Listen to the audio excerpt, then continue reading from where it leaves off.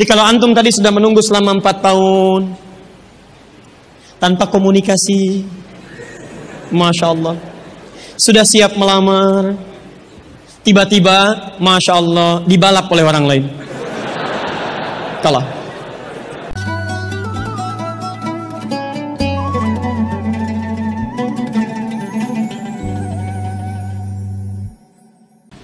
Ustaz, saya tahun depan mau menikah.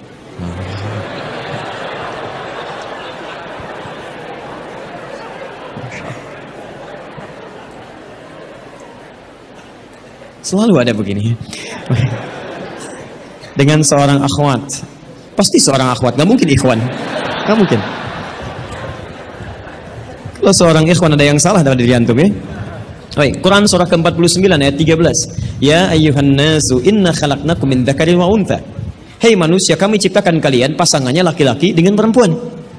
Ya, laki-laki disebut dengan ikhwan, perempuan disebut dengan akhwat.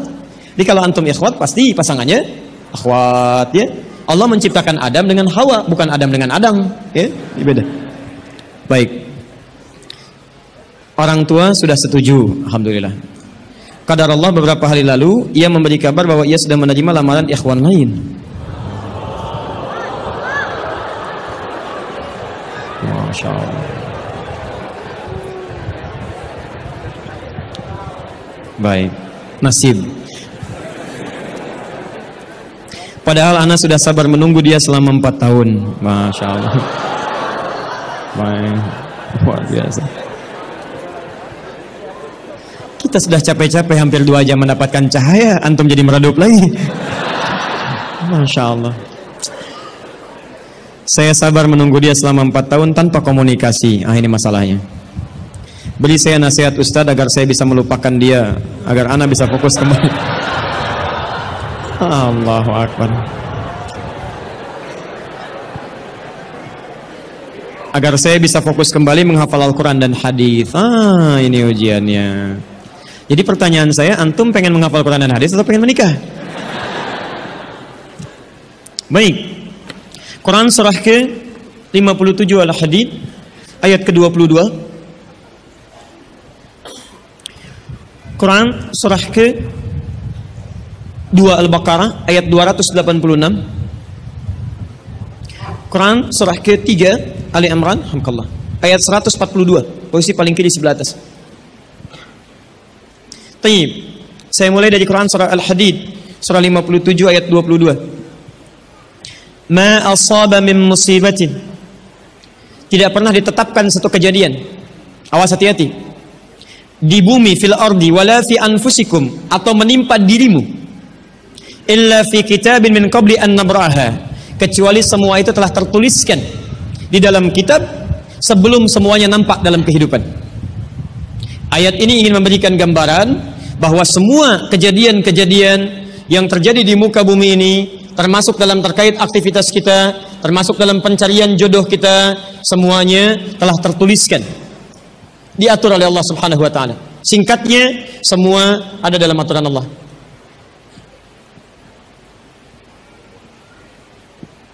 Fokus. Lihat, Allah telah mengatur si fulan hidup sekian sekian sekian, meninggal sekian sekian sekian, rizkinya sekian, jodohnya akan mendapatkan sekian sekian sekian. Sebagian tidak bisa diikhtiarkan seperti ajal. Ajal nggak ada ikhtiarnya. Di Anda tidak bisa ikhtiar untuk bisa menunda atau mempercepat ajal, langsung nggak bisa diintervensi. Sebagian ada yang harus diikhtiarkan. Hukumnya sudah ada, cuman kita tidak tahu bagaimana dengan takdir yang telah Allah tetapkan. Maka untuk mendapatinya, maka ikhtiar kita untuk meraihnya. Maka ada sesuatu yang ditempuhnya dengan cara ikhtiar. Taib. Di antaranya ini jodoh. Masya Allah. Allah telah tetapkan jodoh kita, diatur oleh Allah. Ini yang terbaik untuk kehidupan kamu. Tapi Allah merahasiakan kepada kita siapa jodoh yang dimaksudkan. Maka kita berikhtiar, yang dengan ikhtiar itu ada pahala didapatkan. Saya ulang, ada pahala didapatkan, ada kenikmatan dalam mencarinya. Bayangkan kalau kemudian nikah aja tiba-tiba tanpa ada pencarian. Antum gak akan pernah merasakan bagaimana nikmatnya ta'aruf, bagaimana nikmatnya mengenal, bagaimana mencari, bagaimana pahala bersabar, bagaimana nikmatnya berdoa, bagaimana istikharah dalam menentukan jodoh kita. Itu semua menghasilkan pahala dalam kehidupan kita.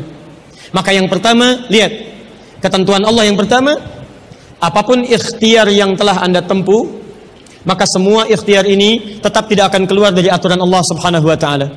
Jadi kalau antum tadi sudah menunggu selama 4 tahun tanpa komunikasi, Masya Allah, sudah siap melamar, tiba-tiba Masya Allah dibalap oleh orang lain, kalah.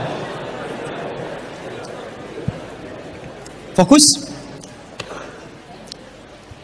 Maka bagaimana cara memahaminya? Perhatikan, ikhtiar yang Allah tetapkan dalam aturan yang dibuat tadi, boleh jadi tidak harus selalu menyampaikan kita pada tujuan yang kita inginkan.